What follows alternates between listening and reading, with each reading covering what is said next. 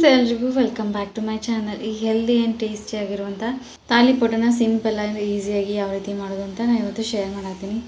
ಮೊದಲಿಗೆ ಸೌತೆಕಾಯಿ, ಕ್ಯಾರೆಟ್ನ ಎರಡನ್ನೂ ಸಣ್ಣದಾಗಿ ಈ ರೀತಿ ತುರಿದು ಇಟ್ಕೋಬೇಕು. ಅದಾದಮೇಲೆ ಒಂದು 2 ಟೊಮ್ಯಾಟೋನ ಈ ರೀತಿ ತುರಿದು ಇಟ್ಕೋಬೇಕು.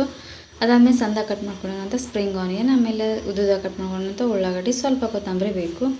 ಈಗ ಇದಕ್ಕೆ ಹಿಟ್ಟನ್ನ ಕಲಿಸ್ಕೊಳ್ಳೋದಕ್ಕೆ ನಾವು ಇದಕ್ಕೆ ಒಂದು ಪಾತ್ರೆ ಒಳಗೆ 2 ಕಪ್ಪಷ್ಟು ನಾನು ಇಲ್ಲಿ ಜೋಳದ ಹಿಟ್ಟನ್ನ ತೊಗೊಂಡಿನಿ. ಅದಾದಮೇಲೆ 1 ಕಪ್ಪಷ್ಟು ಗೋಧಿ ಹಿಟ್ಟು, ಅದಾದಮೇಲೆ 1 ಕಪ್ಪಷ್ಟು ಕಡಲೆ ಹಿಟ್ಟನ್ನ ತೊಗೊಂಡಿನಿ. ನೀವು ಎಷ್ಟು ಮಾಡ್ತೀರಿ ಅದ್ರ ಮ್ಯಾಗ ಜಾಸ್ತಿ ಕಡಿಮೆನೂ ತೊಗೋಬೋದು. ಇದಕ್ಕೆ ಸ್ವಲ್ಪ ಅರಿಶಿನ ಪುಡಿ, ಅದಾದಮೇಲೆ ನಾವು 1 ಸ್ಪೂನಷ್ಟು ಅಜ್ವಾನ ಈ ರೀತಿ ಸ್ವಲ್ಪ ಕ್ರಷ್ ಮಾಡಿ ಹಾಕೋದ್ರಿಂದ ಫ್ಲೇವರ ಚೆನ್ನಾಗಿ ಬರ್ತೈತಿ. ಇದಕ್ಕೆ ಸಣ್ಣದಾಗಿ ಕಟ್ ಮಾಡ್ಕೊಂಡಿರೋಂಥ ಸ್ಪ್ರಿಂಗ್ ಆನಿಯನ್, ಆಮೇಲೆ ಉದ್ದುದಾಗಿ ಕಟ್ ಮಾಡ್ಕೊಂಡಿರೋಂಥ ಈರುಳ್ಳಿ ನೀವು ಸ್ವಲ್ಪ ಜಾಸ್ತಿನೇ ಹಾಕೋಬೋದು. ಇದಕ್ಕೆ ಕ್ಯಾರೆಟ್, ಆಮೇಲೆ ಟೊಮ್ಯಾಟೊ, ಸೌತೆಕಾಯಿ ಎಲ್ಲ ತುರಿದಿಟ್ಕೊಂಡಿರುವಂಥದ್ದು, ಕೊತ್ತಂಬರಿ ಎಲ್ಲನೂ ಹಾಕಿ, ಟೊಮ್ಯಾಟೊ ಎಲ್ಲನೂ ಹಾಕಿ ಇದನ್ನು ಒಂದು ಸತಿ ಈ ರೀತಿ ಚೆನ್ನಾಗಿ ಮಿಕ್ಸ್ ಮಾಡ್ಕೋಬೇಕು. ಈ ರೀತಿ ಎಲ್ಲ ವೆಜಿಟೇಬಲ್ಸ್ ಒಳಗೂ ನೀರಿನ ಅಂಶ ಇರೋದ್ರಿಂದ ಇದನ್ನು ಒಂದು ಸತಿ ಈ ರೀತಿ ಚೆನ್ನಾಗಿ ಹಂಗೆ ಮಿಕ್ಸ್ ಮಾಡ್ಕೋಬೇಕು. ಅದಾದಮೇಲೆ ಇದಕ್ಕೆ ಹಸಿಮೆಣಸಿನ್ಕಾಯಿ ಪೇಸ್ಟು, ಇದಕ್ಕೆ ಸ್ವಲ್ಪ ಕರಿಬೇವು, ಕೊತ್ತಂಬರಿ, ಆಮೇಲೆ ಜೀರಿಗೆ, ಹಸಿಮೆಣಸಿನ್ಕಾಯಿ, ಉಪ್ಪನ್ನ ಹಾಕಿ ಅರೆದಿಟ್ಕೊಂಡಿರುವಂಥ ಹಸಿಮೆಣಸಿನ್ಕಾಯಿ ಪೇಸ್ಟು ಇದನ್ನು ಹಾಕಿ ಈ ರೀತಿ ಚೆನ್ನಾಗಿ ಮಿಕ್ಸ್ ಮಾಡ್ಕೋಬೇಕು. ಇದಕ್ಕೆ 1 ಬಾಟ್ಲಷ್ಟು ನಾವು ಸ್ವಲ್ಪ ಉಗುರು ಬೆಚ್ಚಗಿರುವಂಥ ನೀರನ್ನ ಹಾಕಿ ಈ ರೀತಿ ಮಿಕ್ಸ್ ಮಾಡ್ಕೋಬೇಕು. ಈ ರೀತಿ ಸ್ವಲ್ಪ ಬಿಸಿ ನೀರು ಹಾಕೋದ್ರಿಂದ ನಾವು ಮಾಡೋವಂಥ ತಾಲಿಪಟ್ಟು ಸ್ವಲ್ಪ ಮೆತ್ತಗೆ ಬರ್ತಾವೆ. ಇದಕ್ಕೆ ಮೇಲೆ ಸ್ವಲ್ಪ ರುಚಿಗೆ ಎಷ್ಟು ಬೇಕು ಅಷ್ಟು ಉಪ್ಪನ್ನ ಹಾಕೋಬೇಕು.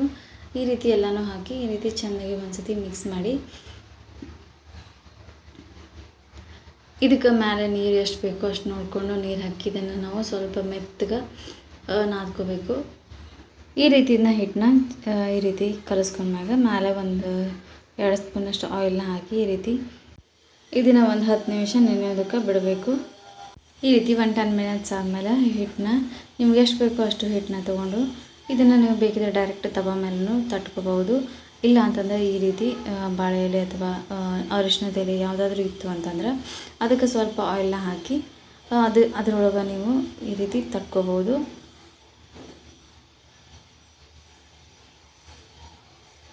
ಇಲ್ಲ ಅಂತಂದರೆ ಯಾವುದಾದ್ರೂ ಕಾಟನ್ ಬಟ್ಟೆ ಒಳಗೆ ಈ ರೀತಿ ತಟ್ಟಿ ನಾವು ಡೈರೆಕ್ಟ್ ಒಳಗೆ ತವೆ ಒಳಗೆ ಹಾಕೋಬೋದು.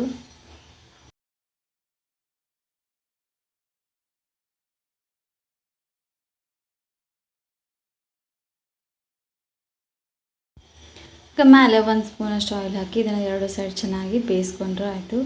ಹೆಲ್ದಿ ಆ್ಯಂಡ್ ಟೇಸ್ಟಿಯಾಗಿರುವಂಥ ತಾಲಿಪಟ್ಟು ರೆಡಿಯಾಗಿರ್ತೈತಿ.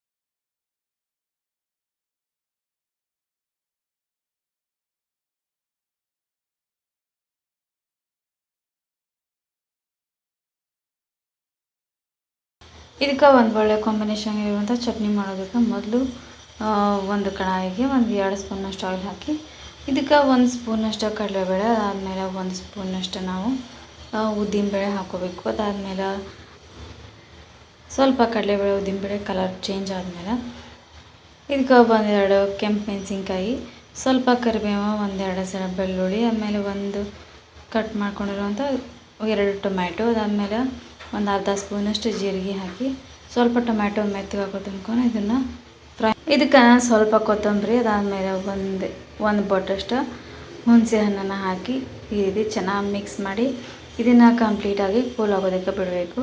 ಒಂದು ಸತಿ ಇದು ಚೆನ್ನಾಗಿ ಕೂಲ್ ಆಯಿತು ಅಂತಂದರೆ ಇದನ್ನು ಒಂದು ಮಿಕ್ಸರ್ ಜಾರ್ಗೆ ಹಾಕಿ ಅದಕ್ಕೆ 1-2 ಸ್ಪೂನಷ್ಟು ನೀರು ಹಾಕಿ ಈ ರೀತಿ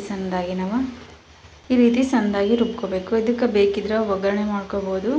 ಇದನ್ನು ರುಬ್ಕೊಳ್ಳುವಾಗ ರುಚಿಗೆ ಎಷ್ಟು ಬೇಕೋ ಅಷ್ಟು ಉಪ್ಪು ಬೆಲ್ಲ ಹಾಕಿ ರುಬ್ಕೋಬೇಕು. ಇಲ್ಲ ಅಂತಂದರೆ ಇದನ್ನು ಹಂಗೆ ತಿಂದರೂ ಅದು ಟೇಸ್ಟಿಯಾಗೇ ಇರ್ತೈತಿ.